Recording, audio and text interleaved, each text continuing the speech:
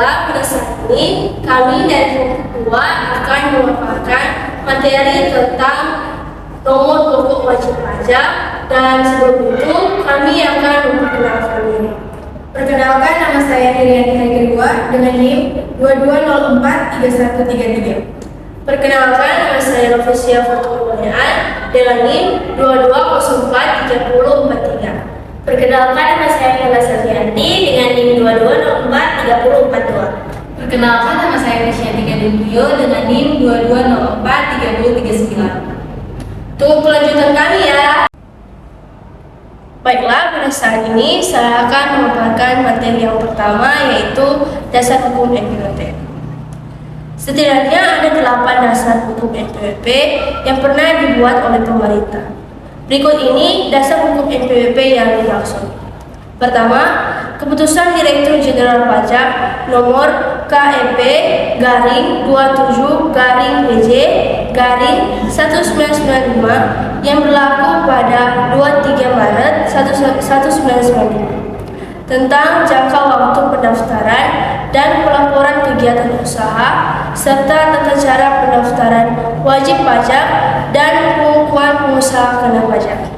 Yang kedua, Keputusan Direktur Jenderal Pajak Nomor KEP-150-PJ-1999 tentang perubahan KEP-27-PJ-1995 tentang jangka waktu pendaftaran dan pelaporan kegiatan usaha serta tata cara pendaftaran wajib pajak dan pengukuhan pengusaha kena pajak.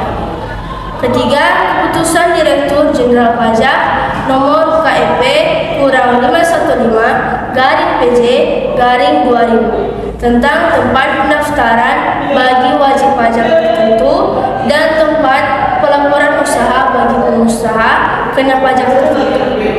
Yang keempat adalah KEP-516-PJ-2000 tentang jangka waktu pendaftaran dan pelaporan kegiatan usaha, tata cara pendaftaran dan penghapusan NPWP, serta pengukuhan dan pencabutan pengukuhan pengusaha kena pajak.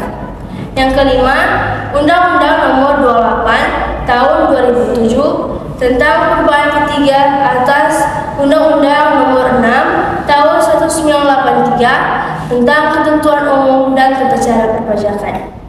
Keenam, Keputusan Ditjen Pajak Nomor KEP-535-PJ-2000 tentang tempat lain sebagai tempat terutangnya pajak bagi pengusaha kena pajak. Ketujuh, Keputusan Ditjen Pajak Nomor KEP-161-PJ-2001 tentang jangka waktu pendaftaran dan pelaporan kegiatan usaha, tata cara pendaftaran dan penghapusan nomor pokok wajib pajak, serta pengukuhan dan pencabutan pengukuhan pengusaha kena pajak. Kedelapan, Keputusan Ditjen Pajak Nomor KEP-167-PJ-2003 tentang perubahan ketiga atas Keputusan Direktur Jenderal Pajak Nomor KEP-515-PJ-2000 tentang tempat pendaftaran bagi wajib pajak tertentu dan tempat pelaporan usaha bagi pengusaha kena pajak tertentu. Sekarang, dasar hukum NPWP yang berlaku adalah Peraturan Direktur Jenderal Pajak Nomor PER-02-PJ-2018 tentang perubahan kedua atas Peraturan Direktur Jenderal Pajak Nomor PER-20-PJ-2013 tentang tata cara pendaftaran dan pemberian nomor pokok wajib pajak, pelaporan usaha dan pengukuhan pengusaha kena pajak, penghapusan nomor pokok wajib pajak dan pencabutan pengukuhan pengusaha kena pajak, serta perubahan data dan pemindahan wajib pajak. Demikianlah materi pertama, yaitu dasar hukum NPWP. Baiklah, di sini saya akan memaparkan materi yang kedua, yaitu syarat objektif dan subjektif dari NPWP. Terdapat dua syarat kewajiban mendaftarkan diri untuk mendapatkan NPWP, yaitu syarat objektif dan syarat subjektif. Syarat subjektif adalah syarat yang sesuai dengan aturan yang berkaitan dengan subjek pajak dalam Undang-Undang Pajak Penghasilan. Sedangkan syarat objektif adalah syarat bagi subjek pajak yang menerima penghasilan serat diwajibkan melakukan kewajiban perpajakan sesuai dengan aturan perundang-undangan. Wajib pajak yang telah memenuhi syarat objektif maupun subjektif wajib mendaftarkan diri pada kantor DJP atau KPP setempat yang sesuai dengan wilayah tempat tinggal atau kedudukan wajib pajak untuk mendapatkan NPWP. Pendaftaran NPWP dapat dilakukan secara online melalui https://erek.pajak.go.id dengan menyiapkan alamat email, NIK untuk wajib pajak orang pribadi, dan nomor telepon. Lalu lakukan pengisian identitas diri serta hal lainnya. Jika sudah melakukan pendaftaran secara online, maka NPWP elektronik langsung didapatkan. Sedangkan NPWP fisik yang berupa kartu dapat diambil di KPP yang terdaftar. Ketika sudah memiliki NPWP, maka memiliki kewajiban untuk melakukan pelaporan surat pemberitahuan tahunan atau SPT. Surat pemberitahuan tahunan dapat disampaikan melalui website https://diponline.pajak.go.id dengan benar, lengkap, dan jelas.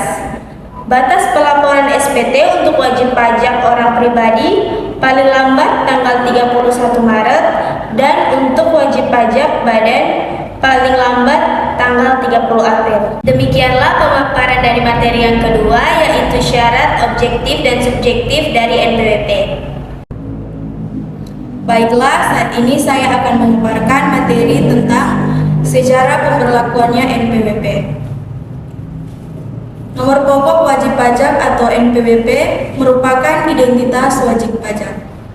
Sistem pemberian penomoran NPWP sebelum diberlakukannya reformasi perpajakan tahun 1983 diatur dan dikelola oleh masing-masing kantor wilayah Direktorat Jenderal Pajak atau Kanwil DJP. Dalam sistem yang lama, antara kantor pusat dan cabang dari wajib pajak memiliki NPWP yang berbeda. Sistem pemberian NPWP model lama ini dinilai tidak fleksibel, sebab apabila wajib pajak pindah ke wilayah lain, NPWP yang dimilikinya tidak berlaku lagi. Wajib pajak harus mengajukan NPWP baru ke Kanwil DJP setempat. Sejak diberlakukannya Undang-Undang Nomor 9 Tahun 1983, sistem penomoran NPWP tidak lagi dibuat oleh Kanwil DJP, akan tetapi dibuat secara nasional. Baiklah, saat ini saya akan memaparkan materi keempat, yaitu mengenai NPWP yang berlaku saat ini. Sejak 14 Juli 2022, pemerintah mulai menerapkan format baru nomor pokok wajib pajak atau NPWP. Penggunaan format baru nomor pokok wajib pajak ini diatur dalam Peraturan Menteri Keuangan atau PMK dalam nomor 112/PMK.03/22. Terdapat 3 format baru NPWP yang berlaku sejak tanggal 14 Juli 2022, yaitu sebagai berikut. Yang pertama, bagi wajib pajak orang pribadi atau WPOP yang merupakan penduduk menggunakan NIK, penduduk adalah warga Indonesia dan orang asing yang bertempat tinggal di Indonesia. Yang kedua, bagi WPOP bukan penduduk, wajib pajak badan dan wajib pajak instansi perusahaan menggunakan NPWP format 16 digit. Yang ketiga, bagi wajib pajak cabang menggunakan nomor identitas tempat kegiatan usaha. Namun, NPWP format baru tersebut masih digunakan dalam layanan administrasi perpajakan secara terbatas sampai dengan tanggal 31 Desember 2023. Demikianlah pemaparan saya mengenai materi keempat, yaitu NPWP yang berlaku saat ini. Demikianlah pemaparan materi tentang nomor pokok wajib pajak dari kelompok 2. Terima kasih.